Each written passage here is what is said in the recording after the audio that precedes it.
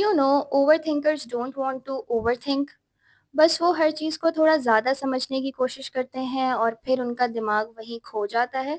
एक छोटा-सा message okay उनके लिए एक बहुत बड़ा पज़ल बन जाता है कि कहीं मैंने कुछ गलत तो नहीं कर दिया, कहीं अगले को कुछ बुरा तो नहीं लग गया, कहीं अगला मेरे से कहीं परेशान तो नहीं है। That's the cycle of rumination. Psychology कहती है कि जब हम अनसर्टेन चीज़ों को कंट्रोल नहीं कर पाते हैं, तो हमारा ब्रेन उनको बार-बार रिप्ले करता है ताकि हम उस चीज़ की सेंस को फॉर्मुलेट कर सकें। और साथ में overthinking is not just paying attention to details, but हर उस पॉसिबिलिटी को सोचना और इमेजिन करना जो हो सकती है।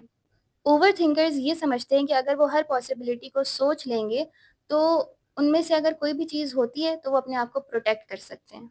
और उस एंग्ज़ायटी से वो हर रोज़ लड़ रहे होते हैं, हर छोटी-छोटी बात पे वो यही पॉसिबिलिटीज़ को सोचते रहते हैं। वैसे तो ये सब कुछ ये लोग अपने पेन से बचने के लिए कर रहे होते हैं, पर यही चीज़ इनके पेन में इज़ाफ़ा कर रही होती है। आहिस्ता-आहिस्ता एक कॉग्निटिव डिस्टॉर्शन इनका पैटर्न बन जाता है। ये चीज़ों को कैटास्ट्रोफ़ाइज़ करना शुरू कर देते हैं, जैसे सब कुछ ख़राब हो जाएगा, माइंड रीडिंग, मैं जानती हूँ वो लोग मुझसे नाराज़ हैं, एंड पर्सनलाइज़ेशन कि ये सब मेरी गलती है। और ये सब सिर्फ़ एक थॉट नहीं होता, ये उनके ब्रेन का डिफेंस मैकेनिज़्म होता है, ताकि वो होने वाली अनसर्टेन पेनफुल चीज़ों से खुद को बचा सकें, जैसे कि रिजेक्शन। और कभी-कभी तो वो खुद से भी बहुत ज़्यादा थक जाते हैं। उनका एक पार्ट ये कहता है कि सोचना छोड़ दो, बस कर जाओ, और दूसरा पार्ट कह रहा होता है कि what if I am missing something, और ये वॉर कंटिन्यू रहती है और ये विशियस लूप चलता रहता है। But here the truth is, you can't think every fear.